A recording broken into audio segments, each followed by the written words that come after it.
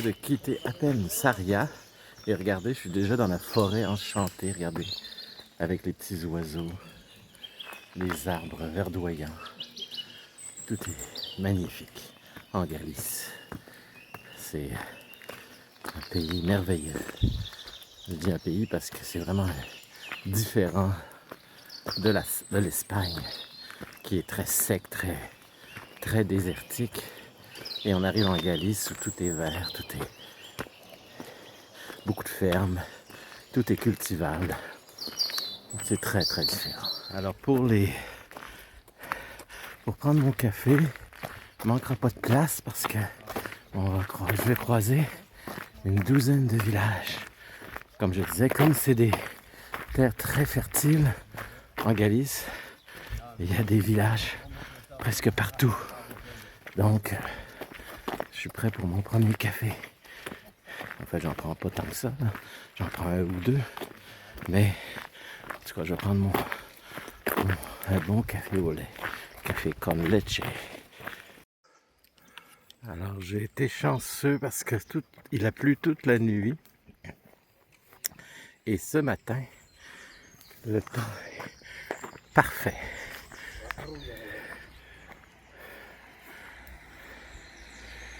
Parfait, hein? Comme ces vaches qui attendent je ne sais trop quoi. Pour elles, c'est parfait. Un temps parfait. Salut les belles. Elles ont l'air très tranquilles.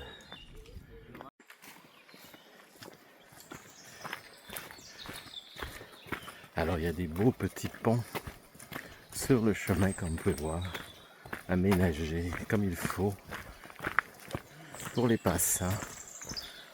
Tout est pensé, tout est analysé, tout est réalisé. Ils ont pensé à tout. Tout. Alors si vous faites le chemin comme moi, peut-être pas que 5 fois comme moi, je rigole, ben vous verrez que il y aura tout ce qu'il faut. Et vous avez ici un mémorium, si vous voulez, sur les personnes qu'on aime et qu'on veut souligner. L'arbre de mémorium. Alors voici mon premier grenier à grains, mon Oreos. J'en ai parlé dans une vidéo précédent. Alors qu'est-ce qu'un Oreos? C'est le symbole de la Galice. Il y en a de moins en moins parce que d'habitude j'en voyais plus que ça. Ils sont en très mauvais état et tombent en ruine. Celui-là est en béton. Alors ça servait à quoi? Mais comme le nom le dit, grenier à grains, ça permettait d'engranger les grains de la récolte. Et comme le bas est en béton ou sur pilier, ben les rongeurs qui pouvaient venir manger les grains ne pouvaient pas atteindre les grains. Donc c'est ça les Oreos. Et c'est vraiment le symbole de la Galice. On en voyait beaucoup. Et maintenant, comme c'était construit en bois souvent, ben celui-là il est construit en bois, mais il y a beaucoup de béton. Il est bien entretenu aussi. Ben, il est encore debout, mais souvent, la partie du haut, pas la partie du bas, était construite en bois. Et maintenant, ils ont tous disparu en grande partie. Si j'en vois d'autres, je vous les montrerai, promis. Il y en a de toutes sortes. Des très jolis, des très originaux. Et si vous faites un jour un autre chemin, pas très loin d'ici, ça s'appelle le Primitivo, les Oreos sont rectangulaires. Au lieu d'être rectangulaires comme celui que vous venez de voir, ils sont carrés, plus gros et carrés, au lieu d'être rectangulaires. Et vraiment plus gros. Ça s'est remis à pleuvoir pour faire... Bon, c'est une journée, il faut s'y faire, ça va être une journée de pluie, mais c'est pas une grosse pluie, alors ça se supporte. Et je traverse donc une douzaine de villages, très tranquille parce que on est samedi matin et les Espagnols, déjà la semaine, ça se lève pas trop tôt. Imaginez la fin de semaine. Puis on parlera pas de dimanche. Ça va être désertique. Vous voyez, on est à 104 km et demi. Alors, dans 4 km et demi, on est aux 100 derniers kilomètres de Compostelle. Et ce que font les gens, vous allez voir un attroupement à la borne du 100. Les gens se photographient en train d'arriver à la 100e. C'est un autre grenier à grains et il sert d'entrée, de porche d'entrée à la maison numéro 2. Vous voyez, c'est original. Un grenier à grains qui sert de portique. Pourquoi pas? Et regardez, ça se dégage. J'ai l'impression que la pluie est finie. Ça, c'est une très bonne nouvelle. Nous voilà maintenant au kilomètre 100. Non, vous pouvez y aller. Et tout le monde se fait photographier en souvenir. C'est un moment important pour tout le monde. Je suis content, j'ai retrouvé mes lunettes de soleil. Alors, comme il fait très chaud et très soleil, c'est important que je me les mette. Et voici un autre Oreo pour votre connaissance. Voyez, un autre.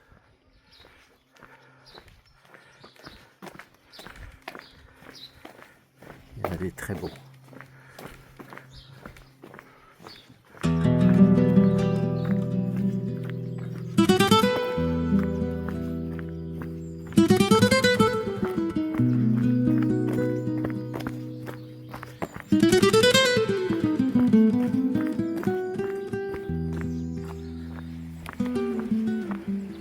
« 97 kilomètres.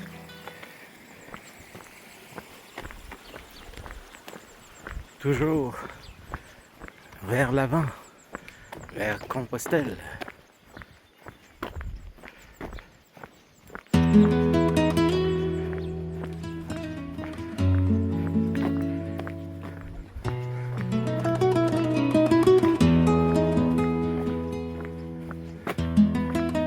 Je crois que c'est le dernier village avant l'arrivée finale au village de Porto Marine. Je pense qu'il me reste 3-4 kilomètres et c'est bon. Je suis arrivé. Et j'ai regardé l'heure d'ouverture de l'albergue. C'est 13 heures. Donc je vais être vraiment à ce moment-là arrivé. Je vais même arriver probablement en ce moment-là vers 13 heures. Un petit minou qui s'enfuit, qui a peur. Alors c'est bien parce qu'il y a une explication pour les Oreos, ce que vous voyez derrière. Et ce qu'ils disent, c'est que c'est une structure traditionnelle, donc typiquement galicienne, qui permettait de pierre, de bois, designé pour entreposer du grain, du maïs et des pommes de terre. Et ça permettait aussi de la protéger contre la moisissure et évidemment les animaux pour qu'ils viennent les manger. Donc c'est ça qui est expliqué sur cette pancarte vis-à-vis un Oreo. Alors un autre qui tripe sur l'Halloween, vous voyez, il y a une sorcière, Tortuga. Ça doit être une sorcière célèbre du coin. Tortuga, la voilà. Et évidemment, la coquille est un incontournable du chemin. Et il y en a pour tous les goûts.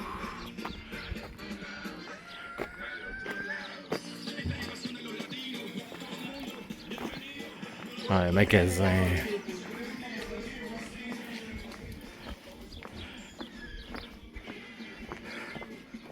C'est ça. Le magasin s'appelle A Passo de Tortuga. Le passage, je crois, de la tortue. Voilà le village de Porto Marine où je m'en vais dormir ce soir. Je vous expliquerai un petit peu son histoire qui est particulière dans quelques instants. Et je devrais être arrivé là d'ici 1 heure. Hein, ça devrait se faire d'ici 1 heure. Et l'albergue, comme je disais, va s'ouvrir à partir de l'albergue municipal. Va s'ouvrir à partir de là. Donc tout est nickel, comme on dit. Je me suis fait accueillir par un homme préhistorique. Et là, maintenant, je me fais accueillir par E.T. E.T. Phone Home. Pourquoi pas?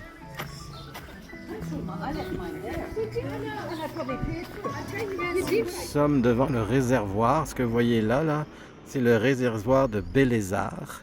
Et dans ce réservoir, vous avez la ville médiévale de Porto Marine. En fait, en 1963, ils ont fait un barrage pour faire un barrage hydroélectrique. Et le village original a disparu en 1963. Et tous les monuments historiques ont été déplacés, je vous en montrerai, dans le village moderne depuis 1963. Et là, on va traverser le pont de la rivière Ninho. En fait, c'est la rivière, mais c'est aussi un réservoir.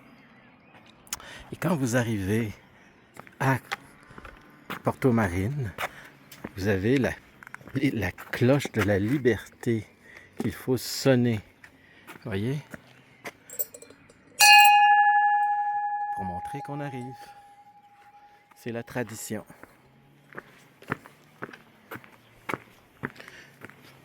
Alors pourquoi pas? Il y a une Liberty Bell à Washington. Non,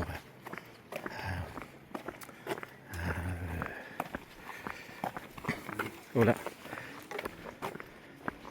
C'est-tu à Pittsburgh? Non, c'est à Philadelphie.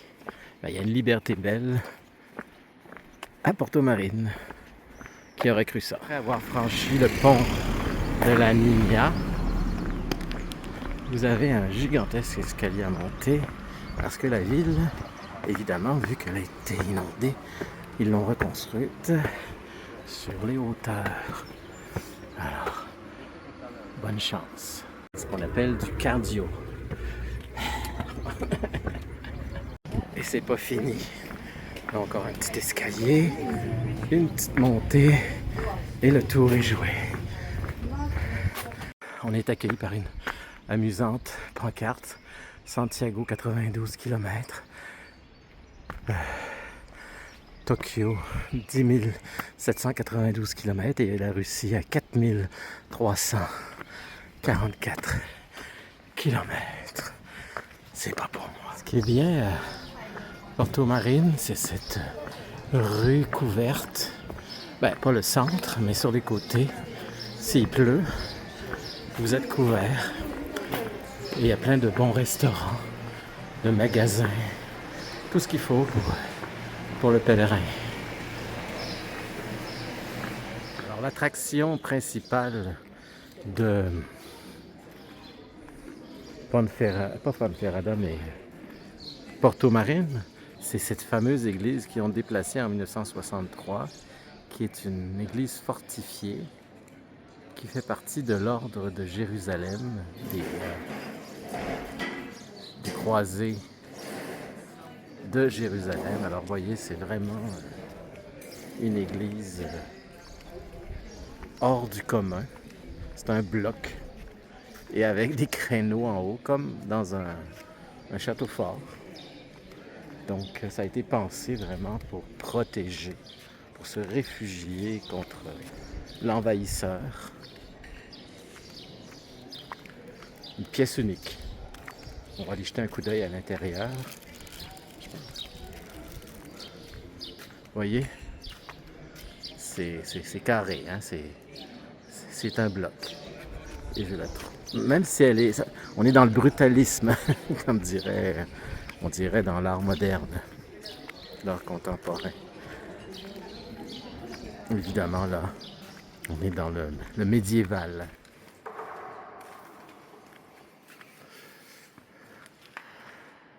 pourquoi on m'a parlé d'escalier alors?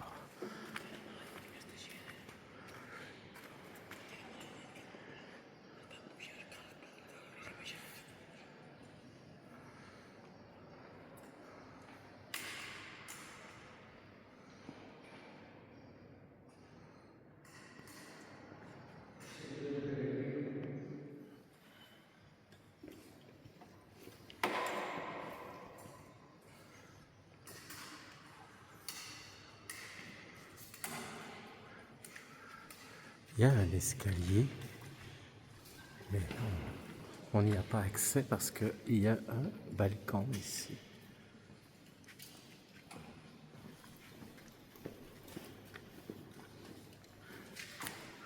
Je sais pas si t'as vu.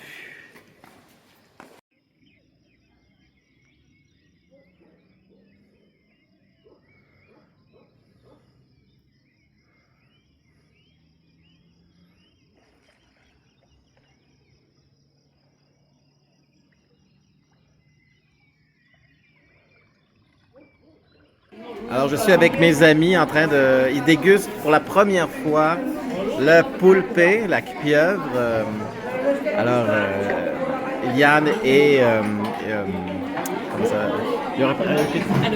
Héloïse et Hernando. Hernando il connaît la poulpé. Et c'est quoi your commentary? A To commentary. try? Do you want me to try?